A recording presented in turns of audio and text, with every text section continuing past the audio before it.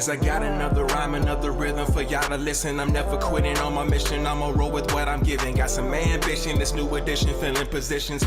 Looking at the void in myself and feeling what's missing. Better watch the way you going, better go in the right direction. In the moment you stressing, but you gon' be counting blessings. And I know that for certain, keep on working, open curtains. Haters swerving, cause they ain't ready for your final version. Whoa. I'm never gonna give up, fall down, I just gotta get up, yeah. Cause this is my road, let's camera action, I'm ready to go. You're listening to the Tom Ficklin Show on WNHH-LP 103.5 FM. Your home. This is my road, let's camera action, I'm ready to go. Hey, good morning and welcome. This is the Tom Ficklin Morning Show on 103.5. And I want to thank Tom for allowing us to have this platform, guest hosting for him. Today, we're going to have some discussions on social equity, Reentry 2030, and hang time and its trifecta. So we're going to begin discussing hang time. I'm going to show a brief video, and then we have some folks from hang time to discuss exactly why it is community support at its best. All righty. It's going to give me one moment here. Share this.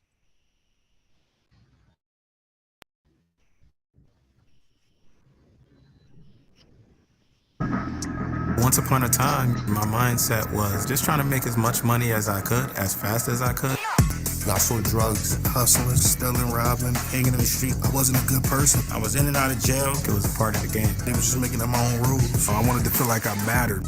My pride wouldn't allow me to ask for help. I did everything that I needed to do to survive.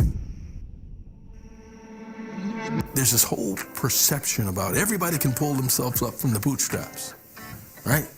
Well, that's not real. If no one's willing to give you an opportunity, you don't even have boots. My daughter was probably 2 months when I was incarcerated. Before you know it, she's walking. Before you know it, she's talking. Those are the things that cause the real change. Missed my daughter's prom, to miss her graduation. I wasn't there. That was it for me. So I wanted to make a change for myself. And I promised her and my son that I wasn't going to go to prison again. One year, one of my younger sisters got indicted with my brother. That's when I realized I got to do something different. I didn't know what I was going to do. I just knew I didn't want to go back to jail, nor did I want to die. I always knew that there was an end game, just didn't understand exactly how to exit. I wasn't given anything. Everything I got, I had to earn. I thought that hustling and selling drugs and carrying guns and hanging on the corners, I thought that was normal. I thought you had to do that to survive. So for me, the change was something that switched off. And either the streets are gonna take over and I'm gonna go back to prison, or I'm gonna just take this step and see what hang time can do for me. Those individuals who had to overcome major obstacles, they just have to have a direction other than what they believed was their only option. The minute you show them the sustainability of living a different life is real, now you've made an impact. Some people make a mistake in life and then gotta live with it. Here, you don't have to. Hang time touches a community that people don't want to touch. It's proof that you can change, and I did. We all talk about freedom of speech, but you know what you can and can't say in certain circles. You know you gotta keep your job. You can't say what you're really thinking or what you're really feeling. Whereas when you come to hang time, all restrictions are gone. Hang time gives you an opportunity where you can share your opinion and no one can tell you you're wrong. It's a safe space where you're respected and treated as if you matter. It's something that can change people's lives. Once I get here, it's like a reunion, it's like a revival. It's like I'm recharging myself for the whole week. This gives me energy and this gives me positive motivation to move on. Hang time is needed in every community because it plants seeds of hope. It plants seeds of change. It addresses real problems, and not only that, it offers solutions. They take this beautiful slice of community, love, and humanity and walk out of the hang time room and carry it with them through the rest of their lives. My favorite thing about hang time is I learn something new. every time. It was a social issue. It's some history, learning about different cultures, because there's so many different types of people down there in Hang Time, different ethnicities and religions, and everybody saying how they felt. And I'm like, that's what gets me going. Hang Time was different because wherever I wanted to go, wherever my plan was to do, they were with me every step of the way. I just got an apartment. I got a car. These people pushed me to do that. If somebody saw that in me, I must be changing.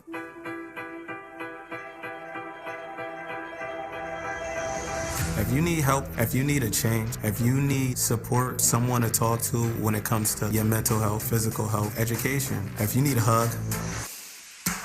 Hang Time changed my life beyond measure. You have a community of network that you could tap into for whatever it is that you're looking for. Positive people have positive conversations, positive things come out of it. These people are actually doing something so spectacular in their lives. I started living each day with purpose because of Hang Time. I would like people to know that if you put 1 foot forward, Hang Time will put 2, and we won't let you down. The day I met you, my life extended. I got on the right path. I want to make the universe better for me and my kids and someone else's kids. I want to help somebody. Everyone that I met at Hang Time and everyone I'm soon to meet, I always have your back. I believe in you. I knew something good was gonna come out of here. If you are ready for lifelong change, to be able to help the next me, it gives you peace and happiness. I just want to make my mark here. I have one question for you. Tell me who you are, where you're from, why you're mad or why you're glad, and when you're coming to Hang Time.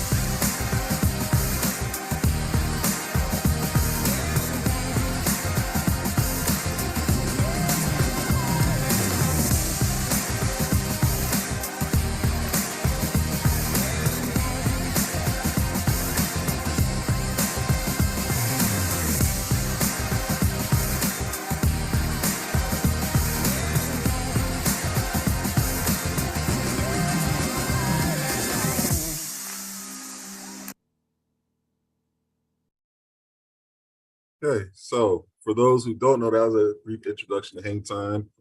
We have here Michelle Litt and Gerard Chappelle. They're going to discuss what exactly Hang Time and its umbrella program are for us. And if you could just start off with an introduction, Michelle, and then Gerard, your affiliation with Hang Time and its trifecta.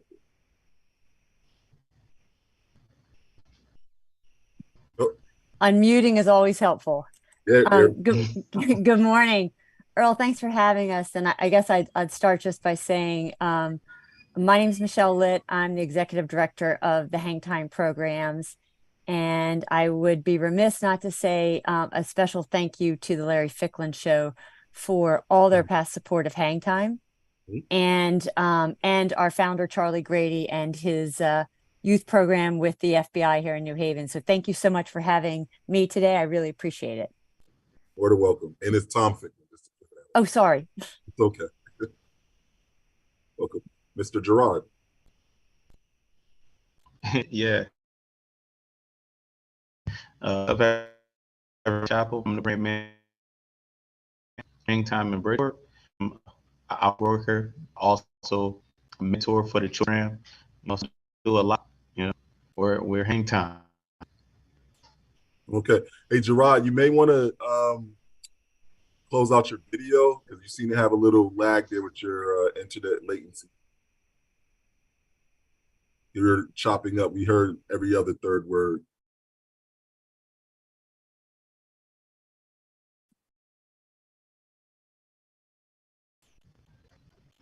Okay, let's try that again. Okay. Can you hear me now? It's a little better? Or it's a little better. Yeah. Absolutely. Yeah? Yeah. Okay, awesome. All right, so I'm Gerard Chappell. I am the Bridgeport program manager for Hang Time. I'm also an outreach worker for Hang Time, also a mentor for the Choices program for Hang Time. So, do a lot for Hang Time. Hang Time got a lot going on. That's what's up. That's what's up. That's what's up. Sound like everybody wears many hats at Hang Time. So, so if either one of you guys could take this, but I'd like to know, why is Hang Time considered community support at its best? I guess I'll start, and then I'll ask Gerard to join me, because he comes at it from so many different levels. So, what we do at Hang Time is we help with community reintegration for returning citizens. But broader than that, we also work with the entire community, collaborating across the various regions that we work with, and that's Bridgeport is where we started down in 2014. We also have programs in Waterbury, and we recently launched in the city of New Haven. Awesome. We work with families. We work with men and women, as well as youth, and we try to support the family holistically across all sections. Okay, so Hang Time consists of Hang Time itself proper, and then I believe Her Time, and then you have Connecticut Hall of Change, and then you also have Choices, which is what Gerard had mentioned. Gerard, do you want to dig into Choices for the folks? Yeah. Done Choices.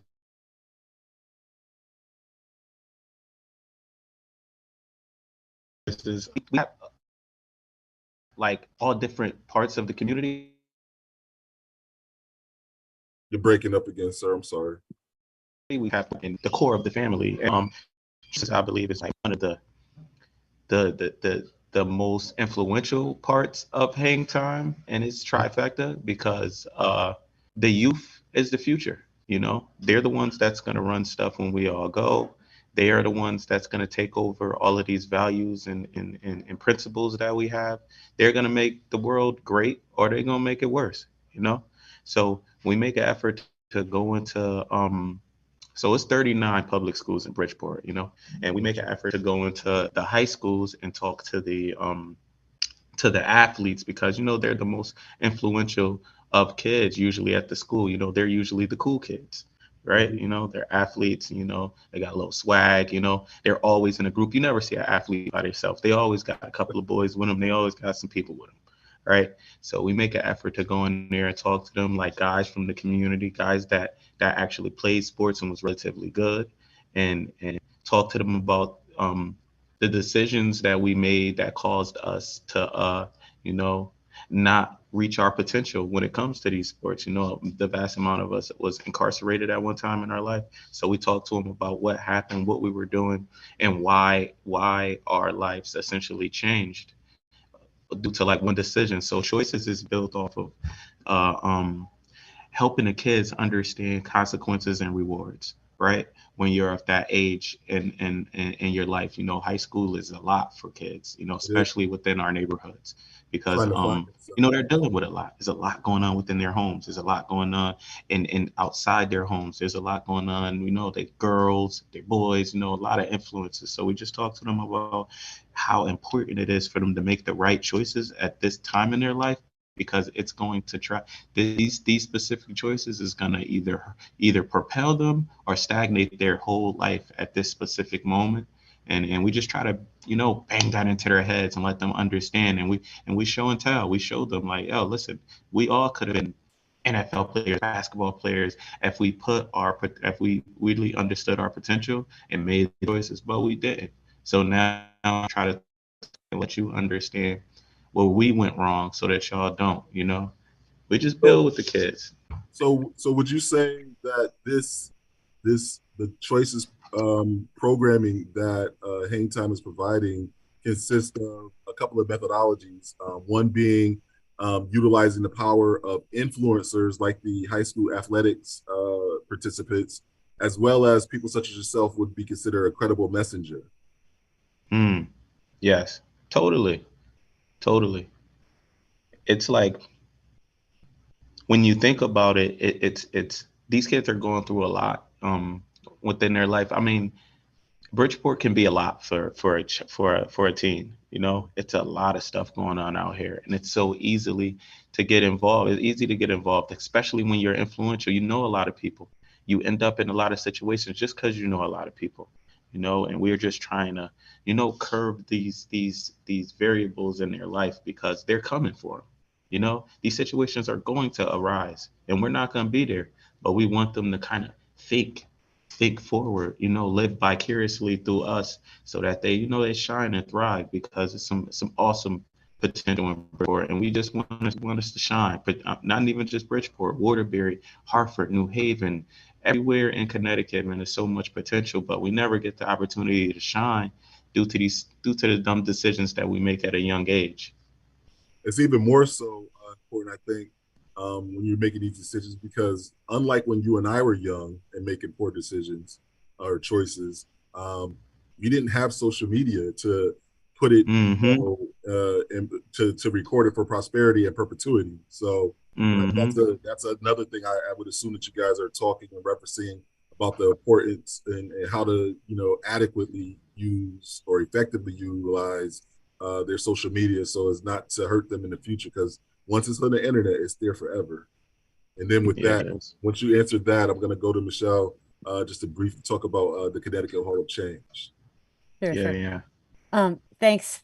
And thank you, Gerard. One thing I kind of would want to mention too about choices and how it interplays, because Earl, you talked about Hang and her time, and Hang Time is our men's program, if you will, but men and families. Her Time is our program exclusively for women and their families, and Choices is our youth program. One of the things that's really interesting is, there have been occasions where we have Choices and our mentors there mentoring youth whose parents are actually attending Hang and Her Time sessions. So it's been a really interesting way to kind of come about it and support the whole family. Everything is integrated, holistic. Yeah, exactly. And Gerard does a great job with the kids. They respect him and they know him. In one of the high schools that we support, they're actually looking to bring us the mentoring sessions into the middle school, to get it ahead of it, before it starts, because by ninth grade, sometimes your fate's already written because you're already hooked up with the wrong people. Sometimes even as early as third grade. Yeah. Well, exactly. And so Connecticut Hall Change is an initiative that Hang Time has in partnership with the Connecticut Office of Museums, Career Resources, and Department of Corrections. And this was also started by Charlie Grady in 2020. And it is, we have an induction ceremony once a year.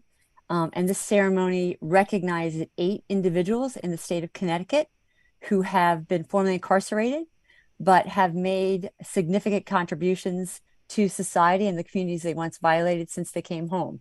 And, it's hard enough for folks who are coming home from incarceration, but it's above and beyond just getting a job or getting yourself together. It's more that these people have done community service. They've become influential in their own communities.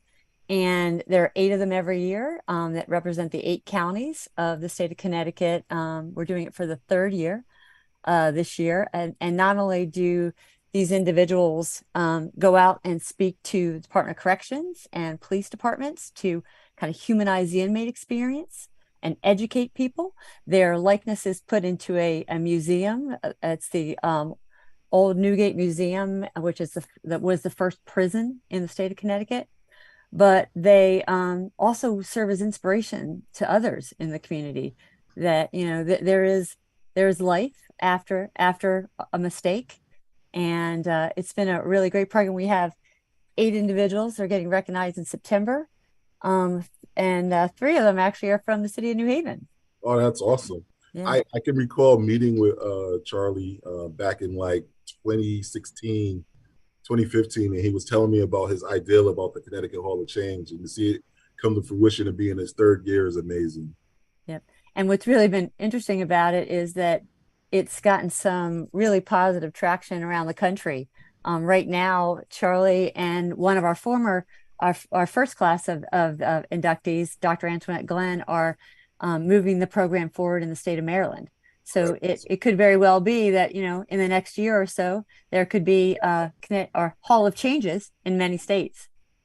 That's super awesome. That is amazing work, and to have it, you know, spring forth from Connecticut to recognize folks that have turned their lives around and are contributing back to the community, as you said, that they once endangered and ravaged, is amazing work. At this point in time, you guys had both Michelle and Gerard.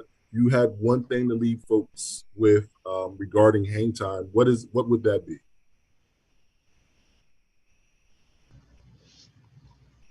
Gerard, do you want to go, or do you want me to go first? You could go first, Michelle. Yeah, I guess you know, I've always said, and we say this in to people when they come in, we're not a program, we're a family, a supportive and positive family. And I would ask anybody who's out there and wants to come in and get a hot meal and be part of something positive and empowering to join us in New Haven or Bridgeport or Waterbury. Awesome. Yeah. So I just like to put out there that, you know, hang time is the umbrella for multiple awesome programs. Again, we don't call it a program. If you come to hang time, you will learn that fast, right? We're a family. We come together as a community. Like it's when you walk into the room, like Dr. Rodney said in the video, you know, we all go to hang time for different reasons, right? I go to recharge. You know, I have a lot of jobs. I do a lot of stuff. And my daughter is 15 now. She's like a lot, right? So I go there to like recharge with my family and get ready for the rest of the week, you know. But then you got guys they're coming for resources. And then you got other people, they're coming for just a hot meal. But we got people all there for different reasons, you know, in different levels in their lives, you know, different statuses, and just it's just a beautiful thing. I've never seen a room full of so many different types of people connecting and building on things that have to do within the community and things that have to do within the world in general, man. We come out of that place, everybody's coming out with a smile, feeling good. It's all hugs and it's all love. And, you know, I did a lot of programs in my life, and I've never seen anything like this. So it's like, if y'all need somewhere to come to feel good, if y'all need a hug, if y'all need some resources, like Michelle said, if y'all need something to eat, man, if y'all need a laugh, you know, just come on down to hang time. We in Bridgeport, Waterbury, and New Haven. We'll be there. We'll be there for you. Come check us out, man. It's a beautiful thing. Awesome. Thank you, folks, for sharing hang time with everybody. And, you know, if you're not busy, I believe there's a website you can go on to find out when hang time is occurring. I believe in Bridgeport it occurs every Tuesday. And then in New Haven, it's every other Thursday. I believe that's taking place next week, Thursday. And if it's in Waterbury, it transposes. So when hang time is taking place in New Haven on Thursday, it's not in Waterbury. And when New Haven hang time is not taking place on Thursday, Waterbury hang time is taking place. And then you have her time as well taking place on Wednesdays in New Haven, I believe. Yeah, first Wednesday of every month is Bridgeport her time for the ladies. And the third Wednesday is New Haven, and the fourth Wednesday of the month is Waterbury, 6 to 8 p.m. Awesome. Thank you. We'll make sure folks get information, access to the website and the locations of that. And if they want to be added to the distribution list to find out when they can make hang time. The great thing about hang time, you can make any one of them or all of them. Correct? Great. Thank you. No problem. Thank you, guys. Mm-hmm. Been a Thanks, pleasure. Earl. Absolutely. Up next, we have the esteemed Dr. Vanessa Lyles, who is co-project director of PT Partners and oh so much more. Dr. Lyles is joining us as she's traveling, so we want to make sure that she's safe, but we also want to know, you know, some of the things that she has to say. So with that being said, Dr. Lyles, please introduce yourself. Well, thank you for that generous, enthusiastic introduction. I did pause for the cause. So I'm pulled. I'm not in the car right now. Thank Okay. you. So I am Vanessa Lyles. Yes, some people call me doctor. I like to reserve that for particular occasions, but people I really care about, like Mr. Bloodworth, can call me Vanessa. I appreciate that, but I'm always going to give you your props because you earned that. Oh, I appreciate it. Yes, it People was. going to respect it. Like what he said, put some respect on my name. That's right. Let me tell you, if you are PhD is not for the faint of heart, if nothing else. It has nothing to do with everyone has the intelligence, I believe, but it's the fortitude and the mental health. Perseverance. Yeah. So yes, I wear several hats, and my PhD is in curriculum and instruction, but specifically looking at urban education. I had great mentors in the urban education department at Texas A&M. But I always intended to return to the community with my PhD and have it be put to use in a village, and have the village that I work in, the communities where I work, to be able to pull from the resource I have as with the research skills that I have as a PhD. But then, we all offer something. So this is just, it's not special or, doesn't elevate me above someone, but it's a piece of the puzzle that communities need in order to build capacity and power. So part of what I do is with PT Partners, which is a resident-owned initiative for self-determination in public housing in Bridgeport. So I work with a wonderful cohort of residents who live in public housing, and they are my coworkers. And we work to address systems of oppression that exist in their lives. And the more marginalized you are, the more systems you have to deal with on a regular and ongoing basis that don't validate you as a capable, powerful human being. And we work to address those systems of oppression, but also build up alternative community support, other alternative structures that support the community, so that we are not so reliant on these systems that weren't built for us anyway. So, for example, we will look at safety in the community by saying, how does the community keep us safe, instead of having this over reliance on police and so on. So that's just an example for PT Partners. But go ahead. Would you say you ascribe, this is something that I ascribe to, doesn't necessarily mean you ascribe to it, but just from the way you're talking about things and you coming back to provide yourself as a resource to the community, would you say it is incumbent upon ourselves and our own sense of self-agency to save ourselves, because no one is coming to save us? All the time. I say it all the time. And we say it all the time, for sure. No one is coming to save us. We have to, that is something that we have to take up. And it's always been shown in history, right? That's what we've done. We wouldn't be emancipated and free if we hadn't participated in that and made that happen. No one has done that for us. Indeed. Thank you. You're welcome. So I also do consulting with organizations for DEI, which is diversity, equity, and inclusion.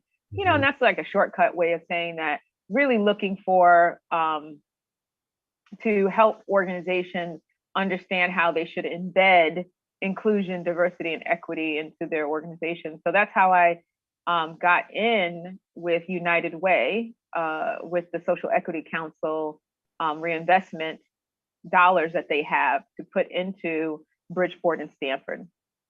And so I had been doing, particularly with the Coastal Fairfield County United Way, which is now merged with Western, working with them in Bridgeport Prospers on diversity, equity, and inclusion.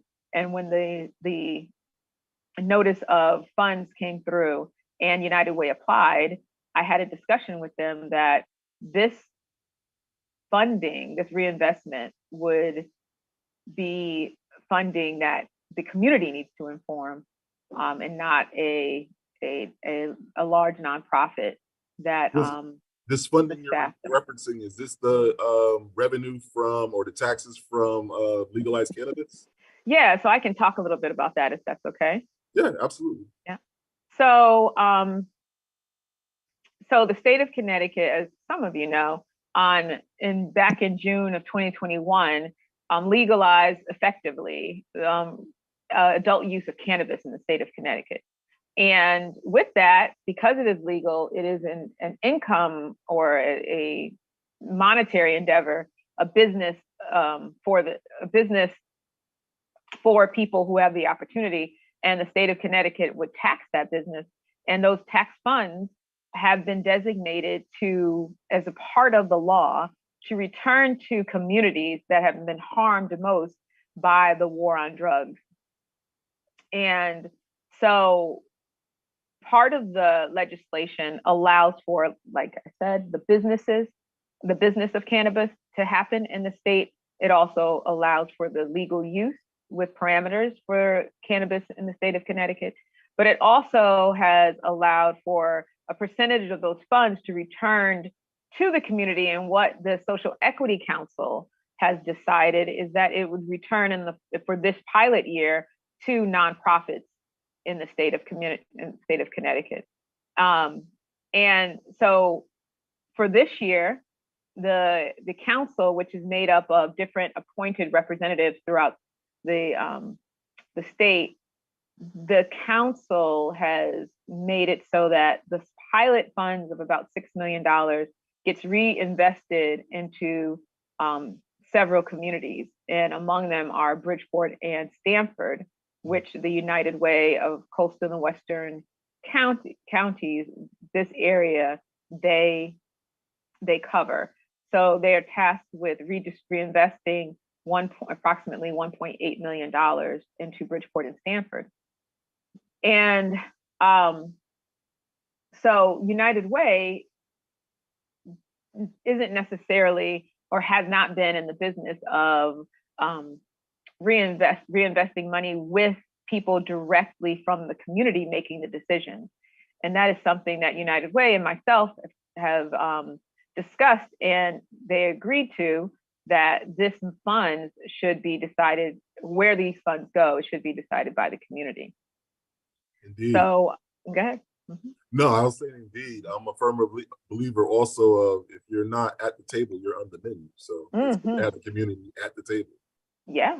And at the basic level, Earl, you know that there is no way that if this legislation says, you know what, we want to, we know the war on drugs, we have a lot of information, actual empirical data out there, and as well as people's lived experiences that is real data that says this war on drugs hurt more than it helped. It did not do what anyone promised it would do. Right. And in fact, it really harmed and set up a lot of communities to be disinvested and families to be torn apart. Hang Time and just finished speaking, and a lot of what we see there is the result of this so-called war on drugs. Massive conservation, split up families, disinvested communities, all of that, lower tax base, so you have less money funneling into education.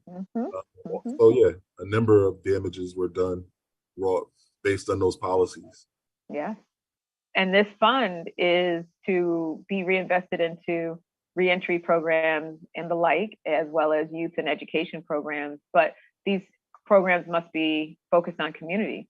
And so my insistence was to meet with people like you, Dr. Ferguson from Alliance, as well as people like Debbie Sims from the East End NRZ market, people who have been in the community, been in touch with the community, make it not only our work lives, but our personal lives, to be a part of the communities and invested in the communities for the community, not just for our own personal gain at all. And to talk with people like you and say, hey, do you want to be on this committee and help make these decisions with other members, like people, to make sure this money goes to not only the large organizations, but also will go to the small mom and pop organizations that resulted from a response to what they saw in their communities. They had this proximity that says, hey, because we care about our communities, because we're a part of it, we're building this thing without a 501c3, without knowing how much money we're going to get. We're just going to do cookouts and pool some money do all these, real grassroots things to keep going and make it happen. And these organizations don't often see the funding that comes from, a large pool of funds like this 1.8 million or at the state level. They don't have a grant writing team and nope, all of that stuff. Like our brother Kenny Jackson in the community giving. They don't. They're this beautiful responsiveness. Like, I see a need. All right, I'm going to reach out to so-and-so. I know this person has this resource. That person has this resource. We're going to try to put together. I'm going to put together funds here and there, reach into our own pockets and make it happen. And you're not able to scale up to go beyond maybe the smaller population of your neighborhood. And the funders then think that you can't handle larger amounts of money. And that is not the case. You just, that's where the equity comes in. If you never are given the opportunity, then you can't show the capacity. And then if you can't show the capacity, you're not given the opportunity. It's this crazy catch-22 that continues to perpetuate the inequity. It's like me wanting a job, like, but you need experience, but I can't get experience unless I get the job. Like, come on, stop playing. Yeah, is that right? Stop playing with me, for real. And thankfully, there are enough people like us who know that this is a reality, and we're trying to interrupt that by taking the positions that we have, the networking that we have, and saying, hey, being bold enough. I think that's the thing that I admire most about you and the people that we're working with, is that we're bold enough to say, this is what we need. This is, you can't do that. This is what you need to do. If you're going to put out there that you're doing X, Y, Z, then you need to actually be doing X, Y, Z, and we're going to hold you accountable. And most times, it's you get groans. You get people, they don't necessarily like it, but we have such, what we're saying can't be argued. And we welcome the argument, but I think the people we're talking to recognize that what we're saying is intelligent, it has merit, and we can back it up. And so we've been able to interrupt these catch-22s and make changes. Now, like you said interrupt, but before you said disrupt, that brings me to mind of other dear sister, Dr. Khalila Brown Dean, with her show Disruptions. I think disruption is what is needed, or in some respects, I guess people call it good trouble in the past, but it definitely needs to be some disruptions. Oh yes, good trouble, disruptions. Yes, I do. I love all of that, because what's the harm? What's the worst that can happen if you're really about it? For speaking up, for saying what needs to be said in these spaces, where the spaces are of people who claim to be liberal progressives. Yeah, you know how that. And we're just calling them out on what they're. What'd you say? There's a lot of times that's lip service. Yes, and that's what we're doing. We're saying, all right, this is lip service. We think it's lip service. Prove to us it's not. And here is how you can prove that it's not. Show me what you got. Like, show me what you're working with, what you really working with. Put your money in your mouth is. Yes. So we're. Go ahead. So we just had our first session with reviewers, and we are going to continue to work together and make this a process for grant making with community. And ideally, it's because this is a pilot with the funds that are coming up. And it's anticipated there'll be about over 20 million, a little over 20 million for the next round. Wow. And it will open it up to more disproportionately impacted areas, as they call it. And disproportionately impacted areas are areas that have had the way in which they've determined have had the hardest impact from the war on drugs, based on conviction rates or unemployment rates. So with this funding, we can definitely see almost an immediate impact, and possibly some upliftment in the community, increased public safety, reduction of recidivism. Yes.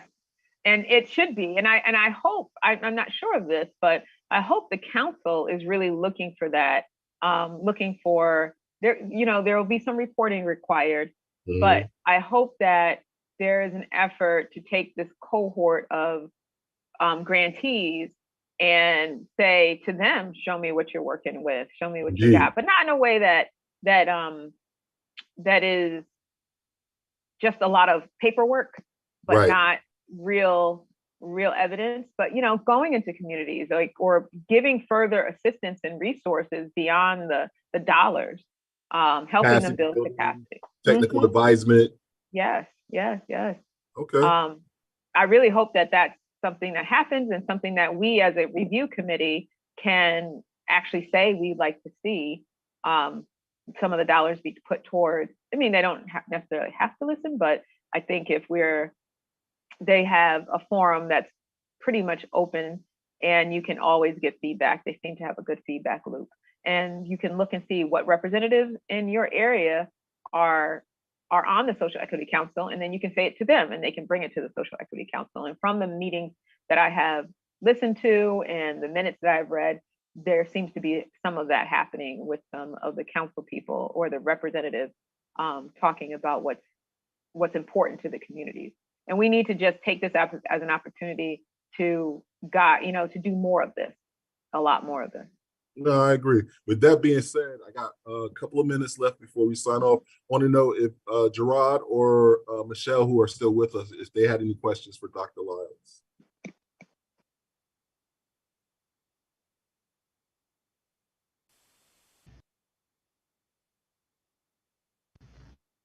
So I don't have any questions. I'm just like digging it.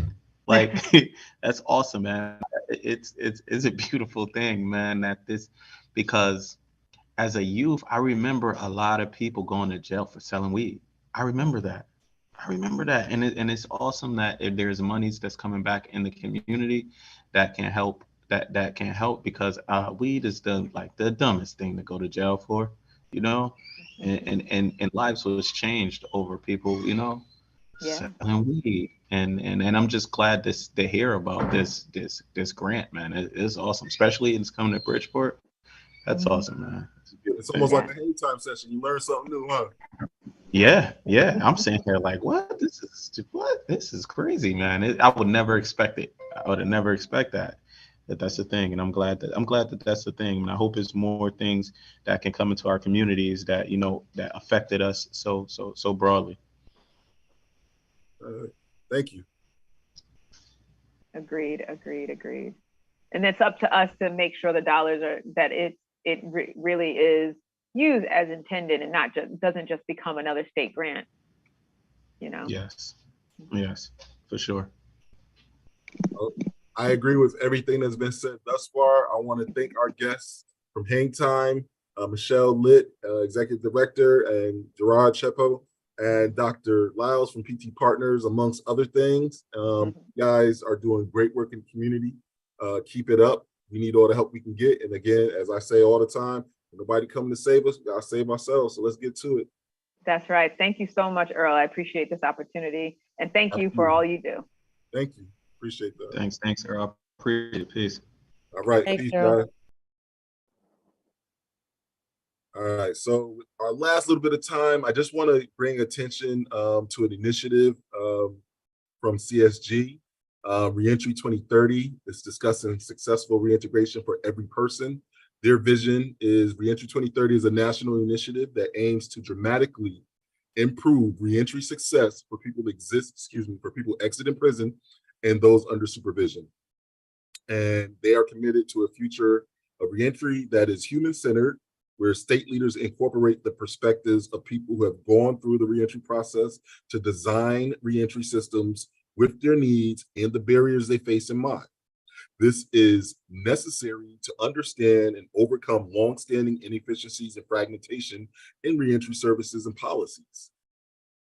Coordinated leaders across service systems and at the federal, state, and local levels are each fully engaged in their role as part of a collective, comprehensive set of supports promoting reintegration. And lastly, transparency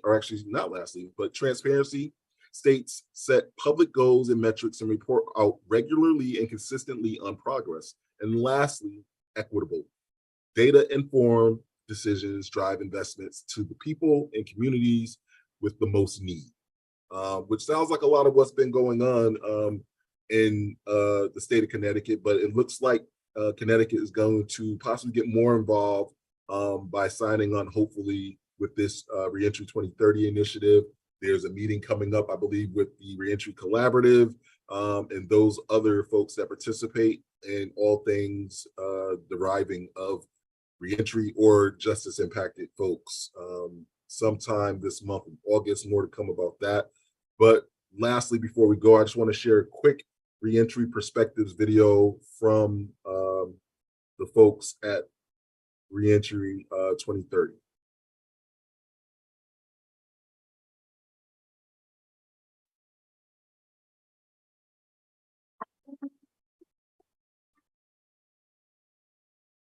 What a lot of people don't realize about reentry is that what it really is resocialization. For most people that are incarcerated, especially people that, such as myself, I'm 32 years old. I've been incarcerated for about 14 of that, from the ages of 14 to 18, from the ages of 19 to 29. So for people like myself, the reentry process started much years before I was actually released. It's about a whole new set of, for some people, beliefs, principles, moral compass readjusting. So it really is, reentry really is resocialization. And that process for me was difficult because while you're trying to do that, what a lot of people don't realize is that bills do not take that into consideration. Your restitution does not take that into consideration. Car insurance, car payments, your employer does not take that into consideration. So that process can be really difficult for people in that circumstance. I'm a huge recovery coach and peer mentoring fan. I'm biased.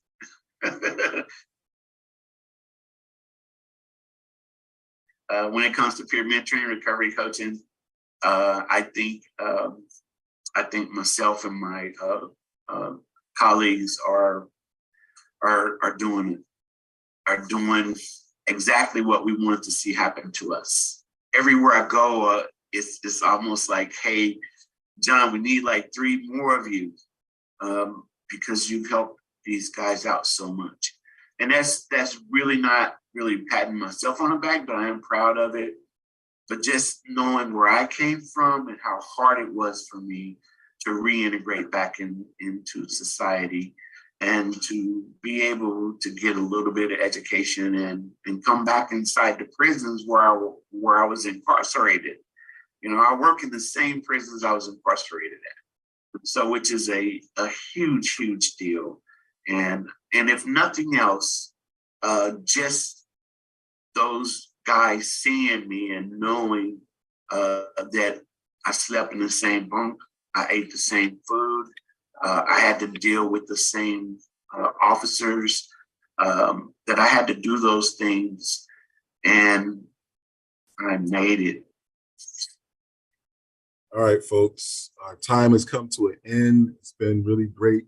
I find that reentry is more than it's been really great spending some time with you. Hopefully, you know, when you listen to today's programming, you get something that you didn't have before and that you were enlightened. And we had some very spectacular, phenomenal guests doing great work in the community. Also want to again thank Tom Ficklin for this opportunity to share this information with you on this great platform. Everyone have a blessed day. Stay up.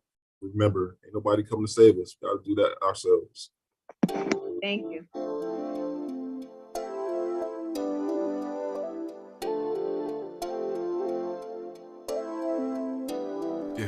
As I got another rhyme, another rhythm for y'all to listen. I'm never quitting on my mission. I'ma roll with what I'm giving. Got some ambition, this new edition, filling positions. Looking at the void in myself and feeling what's missing. Better watch the way you going, better go in the right direction. In the moment you stressing, but you gon' be counting blessings. And I know that for certain. Keep on working, open curtains, haters swerving, cause they ain't ready for your final version. Whoa. I'm never gonna give up, fall down.